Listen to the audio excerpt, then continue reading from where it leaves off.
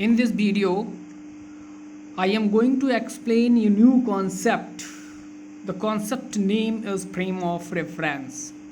This is a new topic. Frame of reference क्या है?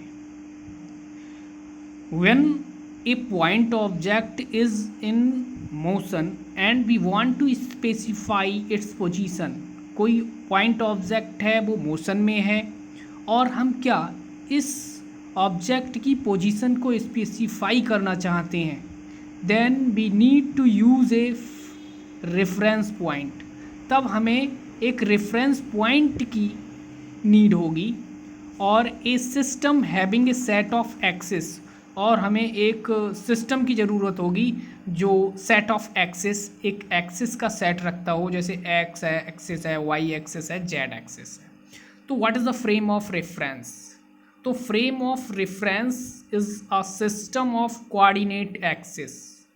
Frame of reference क्या है? Frame of reference is a system of coordinate axis attached to an observer. Attached किससे रहता है? Observer से. Having a clock with him with respect to which the observer can describe position, displacement, acceleration, etc. of a moving object.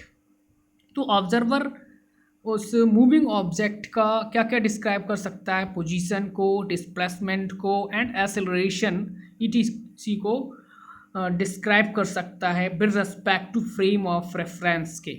ठीक है. तो how many types of frame of reference? Frame of reference can be two types. Frame of reference कितने types के होते हैं? Mainly two types के होते हैं. फर्स्ट होता है हमारे पास इनर्शियल फ्रेम ऑफ रेफरेंस और सेकंड है non inertial frame of reference. तो फर्स्ट है हमारे पास सबसे पहले इनर्शियल फ्रेम ऑफ रेफरेंस. तो inertial frame of reference is one in which Newton's first law of motion holds good. ठीक है. मतलब जो न्यूटन्स के फर्स्ट लॉ ऑफ मोशन को अच्छी तरह से फॉलो करता है या फॉलो करता है Newton's first law of motion को, तो वो हमारे इनर्शियल फ्रेम ऑफ रेफरेंस होते हैं. और एग्जाम्पल क्या है? A frame of reference attach to a person. अगर सपोज करो एक फ्रेम ऑफ रेफरेंस अटैच है एक पर्सन से इन अ बस के साथ, और बस क्या है? एट रेस्ट में है. ठीक है. A frame of reference attach to a person in a bus at rest और मूविंग, रेस्ट और moving with uniform velocity along a straight path. ठीक है. तो ये हमारे पास एग्जांपल हो गया इनर्शियल फ्रेम ऑफ रेफरेंस का. नेक्स्ट है हमारे पास non inertial frame of reference. तो non inertial frame of reference क्या है? ये does not follow the Newton's first law of motion. तो non inertial frame of reference is one which Newton's first law of motion does not hold good. ये Newton's के second law को क्या है, यानी फर्स्ट लॉ को follow नहीं करता है. तो एग्जांपल क्या है? Frame of reference attach to a person in a bus moving with variable velocity. इसमें मूव्स क्या कर रहा है? विद वेरिएबल वेलोसिटी के साथ. ठीक. तो moving with acceleration along a straight line. ठीक है. ये एग्जांपल हो गया इसका. अब now I am going to teach you about one dimensional motion, two dimensional motion, three dimensional motion. ठीक है. तो motion in one dimensional, two dimensional and three dimensional motion की बात कर रहे हैं अब हम. ठीक है. तो मोशन इन वन डायमेंशनल, तो मोशन इन वन डायमेंशन की बात करते हैं. तो the motion of an object is said to be in one dimension if only one out of three coordinate specifying the position of the object change with respect to time. यानी हमारे पास x y z three coordinate system है. अगर उसमें से कोई जैसे body moves कर रही है तो उसमें से सिर्फ एक कोऑर्डिनेट्स, तीन में से एक कोऑर्डिनेट्स चेंज हो, तो इस टाइप का मोशन हमारा क्या कहलाएगा? वन डायमेंशन मोशन कहलाएगा. इसमें जो पार्टिकल है या ऑब्जेक्ट है वो मोशन करेगा along a straight line. Suppose that कोई ट्रेन है, ट्रेन मूव्स करती है इन स्ट्रेट लाइन में, मतलब कोई रेलवे ट्रैक है उस पर मूव्स कर रही है. तो वो स्ट्रेट पाथ पर मूव कर रही है, ठीक है। तो ये एग्जाम्पल हो गया हमारा, a train moves along a straight railway track, it is the example of one dimensional motion, ठीक है। टू डायमेंशनल मोशन की बात करते हैं। टू डायमेंशनल मोशन क्या है बेटा?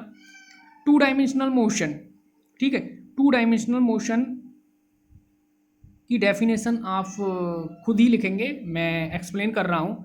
The motion of an object is said to be in two dimensional if two coordinates out of three specifying the position of the object change with respect to time, यानी इसमें हमारे दो coordinate change होते हैं with respect to time के three में से, जैसे X Y Z coordinate system है उसमें से दो चेंज हो। सपोज दैट एग्जांपल लेते हैं, a insect crawling over the floor, the earth revolve around the sun. Suppose that, ठीक है, इसमें दो कोऑर्डिनेट सिस्टम है हमारे पास एक्स, ठीक है, अगर पार्टिकल इस तरह से जा रहा है, ठीक है, तो दो कोऑर्डिनेट इसमें चेंज हो रहे हैं, एक तो एक्स और एक वाई।